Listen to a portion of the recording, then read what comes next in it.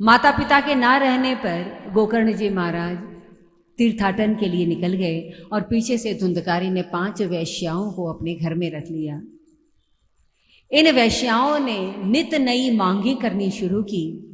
उन्हें रिझाने के लिए वो एक बार राजा के महल में जाकर चोरी करके गहने चुरा कर ले आया। उन वैश्याओं ने ये जान लिया और समझ लिया कि राजा इसे छोड़ेगा नहीं।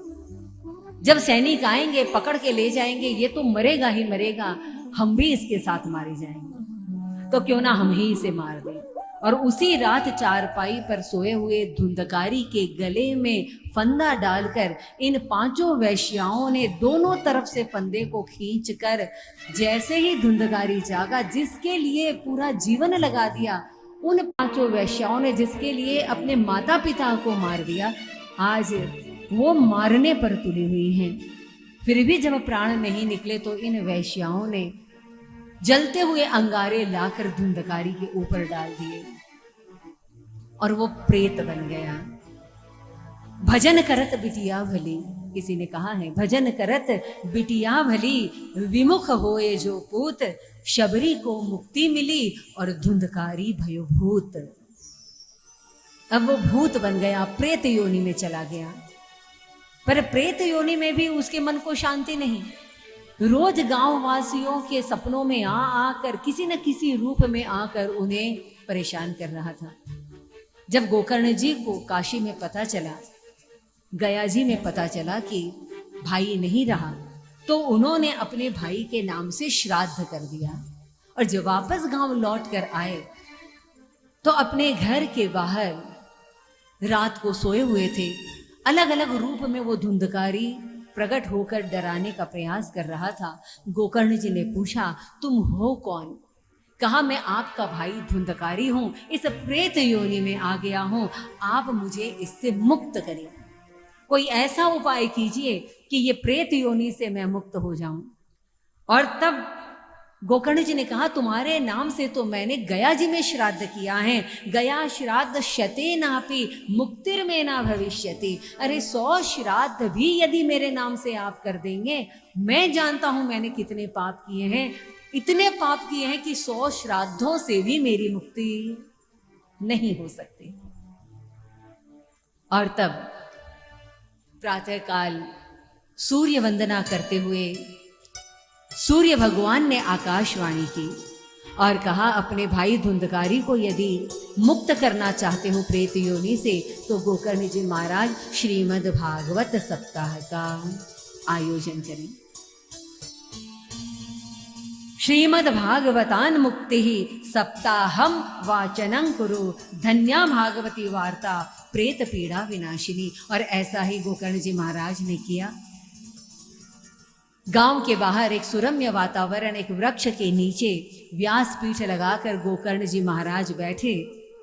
गांव के कुछ लोग आए, उन्होंने अपने भाई धुंधकारी का आवाहन किया, तेरी मुक्ति के लिए भागवत जी हो रही हैं। और वो अशरीरी था, भूत प्रेत बना हुआ था, शरीर नहीं था, नहीं तो कुर्सी पर बैठता, उठता बैठता, नाचता, जैसा आप दौड़ भाग कर रहे हैं। वो तो बेचारा अशरीरी था। वहां एक बांस पड़ा था और उस बांस में प्रवेश कर गया, उस बांस के एक छेद में जाकर बैठ गया।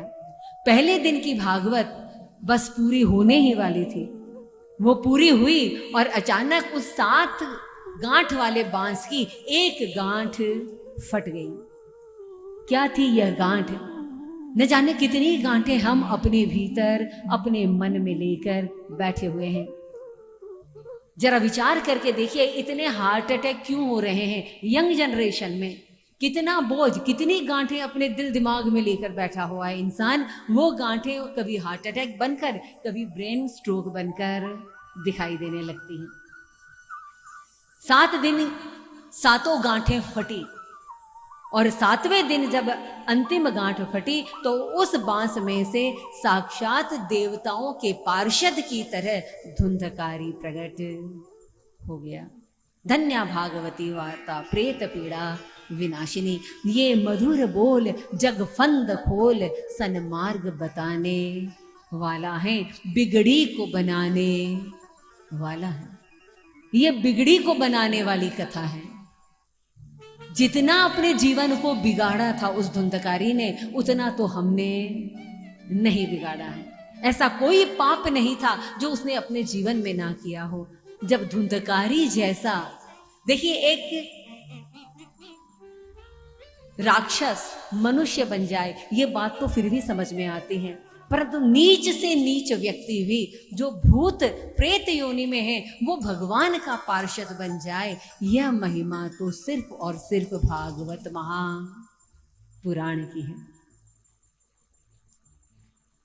गोकर्ण जी महाराज ने देखा धुंधकारी भागवत जी के करीब आ रहा है। उसने गोकर्ण जी महाराज को प्रणाम किया, भागवत जी को प्रणाम किया और कहने लगा, गोकर्ण भैया, आपने जब ये भागवत पहले दिन सुनाई तो मेरे भीतर के पाप चिल्ला चिल्ला कर कह रहे थे कि अब बस, अब मत सुन, क्योंकि सुना सुना कर ये गोकर्ण सारे पापों को जला देगा। लेकिन मेरी तो जान पर बनी हुई थी, मुझे तो पापों से मुक्ति चाहिए थी। पर एक एक दिन करते करते सारे पाप जलकर भस्म हो गए और बचा क्या? बता सच्चिदानंद घन बचा, जो अभी आपके सामने खड़ा है। भागवत की यह महिमा है। श्री राम यही घन श्याम यही। भगवान राम आए, सिर्फ रावण को मारकर चले गए। कृष्ण आए, कंस को मारकर चले गए। नरसिंह बनकर भगवान कभी आते हैं, हिरण्यकश्यप को मारकर चले जाते हैं। पर भगवान हमारे लिए ना तो राम अब बनकर आएंगे, ना कृष्ण बनकर आएंगे। हमारे जीवन में तो ये भागवत भगवान आती है जो एक प्रेत को भी देवता बना दे। जब धुंधकारी मुक्त हो गया अपने पापों से, तो हम तो निश्चित रूप से मुक्त होंगे। और अचानक उसी समय आवाज सुनाई दी, धुंधकारी चलो, तुम्हें वैकुंठ से विमान लेने के लिए आया है। गोकर्ण जी महाराज ने देखा कि भगवान विष्णु के दूत पार्षद ये एक विमान लेकर आए धुंधकारी को ले जाने के लिए। और अचानक झट से कहा गोकर्ण जी ने, अकेले इस विमान में धुंधकारी क्यों जाएगा? मेरे गांव के कितने सज्जन लोग हैं। ये तो क्रूर था, ये तो कुटिल था, ये तो पापी था।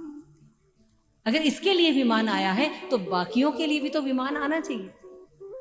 और तब उन पार्षदों ने कहा, ना तो इस विमान में तुम्हारे गांव वालों के लिए जगह है और ना ही कोई पीछे से विमान आने वाला है। क्यों नहीं आएगा? बोले जरा इनसे पूछ लो, क्या इन्होंने कथा सुनी थी?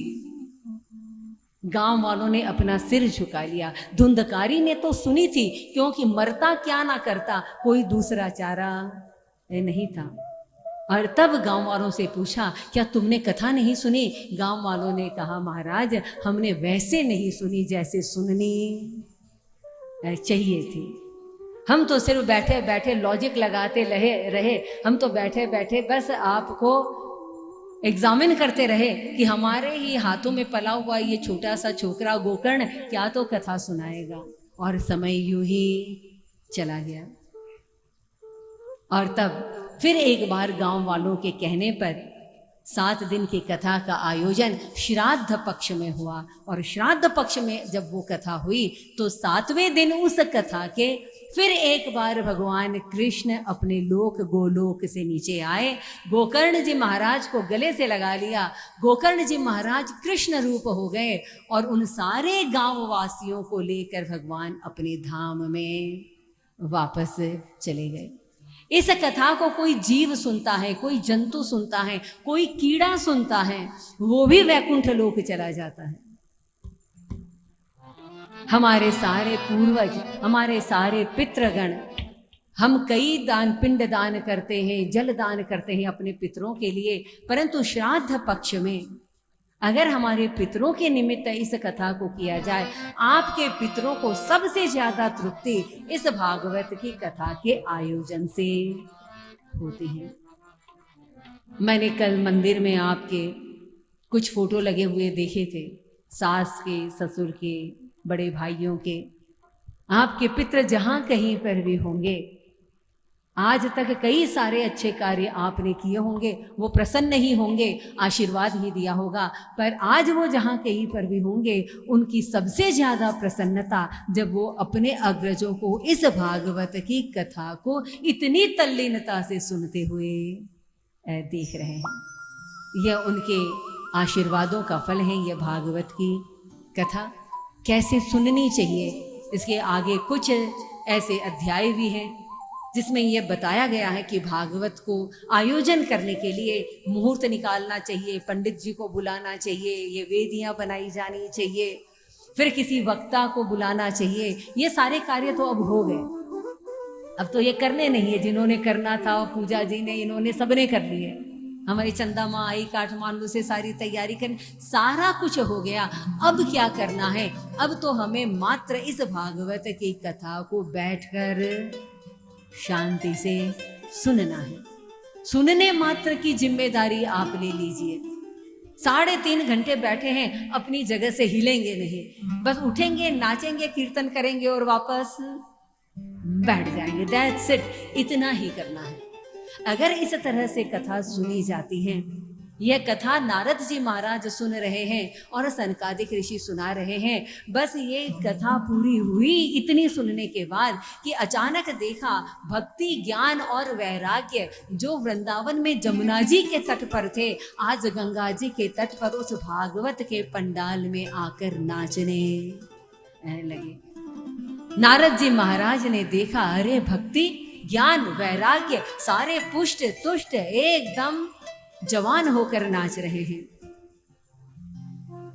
जहां जहां भागवत की कथा होती है, वहां भक्ति महारानी स्वयं उस पंडाल में कहीं पर भी हो आ जाती हैं।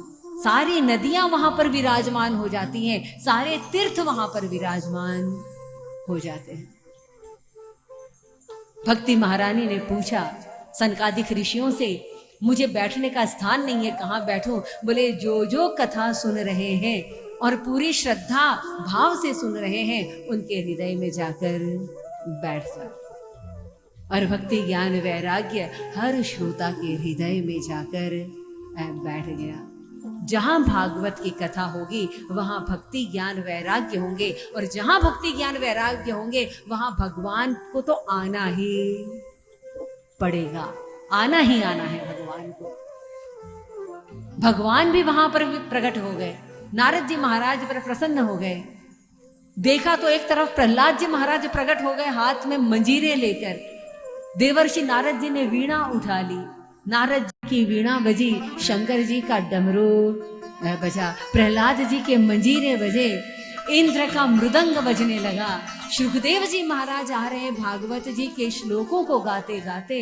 अर्जुन को देखा तो राग में आलाप ले रहा है, और नारद जी महाराज ने देखा सारे के सारे ऋषि मुनि श्रोतागण उठ रहे हैं, और उठकर श्री कृष्ण गोविंद हरे मुरारे, हे नाथ नारायण वासुदेव कीर्तन कर रहे हैं। सारे के सारे भक्त कीर्तन करने लगे, नाचने लगे, गाने लगे। भगवान अति प्रसन्न हुए। आकर नारद जी से पूछा, बताओ नारद, तुम्हें क्या वरदान दूं? नारद जी ने कहा, प्रभु एक ही वरदान दीजिए। ये जितने भक्त नाच रहे हैं कीर्तन में, जब जब प्रभु आपकी भागवत हो और कोई कीर्तन में नाच रहा हो, तो आप उसके पास जाइए, उसको कानों में पूछिए तुझे क्या चाहिए। वो कहे 1 करोड़ चाहिए तो उसे 1 करोड़ दे दीजिए। वो भक्त जो मांगे उसे दे दीजिए। यही वरदान आप मुझे। ये है नारद जी महाराज की कृपा। कीर्तन होने लगा बड़े जोश के साथ। मैं तो जब आप कीर्तन में नाचोगे तो भगवान से प्रार्थना करूंगी कि प्रभु जल्दी मत आ जाना, अभी 7 दिन बाकी है। अभी तो इन्हें पता ही नहीं है मांगना क्या है। ऐसा ना हो कि प्रभु आप मांगे, हरीश जी को पूछे बोल तुझे क्या चाहिए, वो कहेंगे मुझे भूख लगी है, रसगुल्ला चाहिए। जरा सोचिए, प्रधानमंत्री के पास जाकर अब रसगुल्ला ही लेकर ना आ जाए। अभी तो लंबी चौड़ी लिस्ट बनाकर रखी है ना हमने भगवान से मांगने की। 7 दिन में अपनी लिस्ट को इवेल्युएट करेंगे, उसकी कीमत क्या है, क्या मांगना भगवान से चाहिए। बस मेरी तरफ से एक ही बात कि कीर्तन में हम नाचें तो सही, पर इस भागवत की कथा को सुनने के कुछ नियमों का हम पालन भी करें, ताकि आज जिन नियमों को टूटते हुए इस व्यासपीठ से मैं देख रही हूँ, कल ऐसा ना हो। मुझे बताइए, एक सफर करते हैं 3.5-4 घंटे का बस से सफर करना है, तैयारी करके बैठते हो ना? है ना, कम खाना खाना चाहिए, तबीयत खराब ना हो जाए, कम पानी पीना चाहिए, बार बार जाना ना पड़े, उतरना ना पड़े। मुझे बताइए वो 3.5 घंटे का जो सफर है, क्या ये भागवत उससे भी सस्ती है जो आपको 4 बार उठना पड़ जाए? इसलिए पहली बात तो भोजन एकदम सूक्ष्म करना शुरू कर दीजिए। है हिम्मत तो सिर्फ दूध पीजिए, नहीं हिम्मत है तो फल खाइए, उतनी हिम्मत नहीं है एक वक्त का भोजन करिए। और एकदम आड़ा हाथ मार कर हम खाएं। समय अगर हमारा है 3 बजे का, तो 3 बजे ही कथा शुरू होनी चाहिए। फिल्म देखने जाते हो ना, वहां तो पैसा देकर टिकट खरीदते हो, शायद इसलिए एक भी सीन जाना नहीं चाहिए भैया, फटाफट जल्दी जल्दी भागते हो। यहाँ कल बेचारा कोई बाहर पूछ रहा था, कोई पास है क्या, कोई टिकट लगेगा क्या? सही में भागवत में अगर हम टिकट लगाने लग जाए ना, तो कोई बैठ ही नहीं पाए भागवत में। हमने तो भागवत की दुर्गति ही की है, बहुत सस्ता कर दिया, सुलभ बना दिया है सबके लिए। ऐसा नहीं है सिर्फ खाने का ही नियम है, खाना तो एकदम कम ही खाना है आपको। कम से कम एक जगह शरीर बैठ सके, बिना हिले, बिना दर्द के, बिना किसी उद्वेग के, कभी लघु शंका, कभी दीर्घ शंका, कभी कुछ और, कभी कुछ और। पर इसके साथ और भी एक नियम है बहुत आवश्यक। न कोई दिल्ली से आया, न कोई बंबई से आया, न कोई काठमांडू से आया, भाई कद मीला पाचा ल बाता रात भर करनी नहीं है। जितना मौनम सर्वार्थ साधनम, मौन रहिए। जितना मौन रहेंगे उतना चिंतन करेंगे, नहीं तो निंदा हो ही जाएगी, नहीं तो चुगली हो ही जाएगी। भागवत करने वालों ने चुगली तो करनी नहीं है, सारा गुड़ गोबर हो जाएगा 7 दिन का। हमारा कहा हुआ, आपका सुना हुआ। ना निंदा करना, ना चुगली करना, ना किसी वैष्णव का कोई अपराध करना, ना वेदों का अपराध करना, गायों की सेवा करना, संतों की सेवा करना। और समय है 3 बजे, ये नहीं सोचना कि पहले पूजा होगी, आरती होगी, बाद में चले जाएंगे। पहले आ जाएं व्यास जी, हम तो बाद में ही चले जाएंगे। हर चीज की हायरार्की होती है, एक सही प्रक्रिया होती है, एक मैकेनिज्म होता है। हलवा बनाते समय पहले कढ़ाई में पानी डालकर फिर आटे का हलवा ऐसा नहीं बनता ना, घी डालकर ही हलवा बन सकता है। आप हमारे संत वाणी चैनल को सब्सक्राइब करें, वीडियो को लाइक करें, शेयर करें और हाँ, बेल आइकन पर क्लिक करना बिल्कुल ना भूलें, ताकि हमारी किसी भी वीडियो की सूचना सबसे पहले आपको मिले।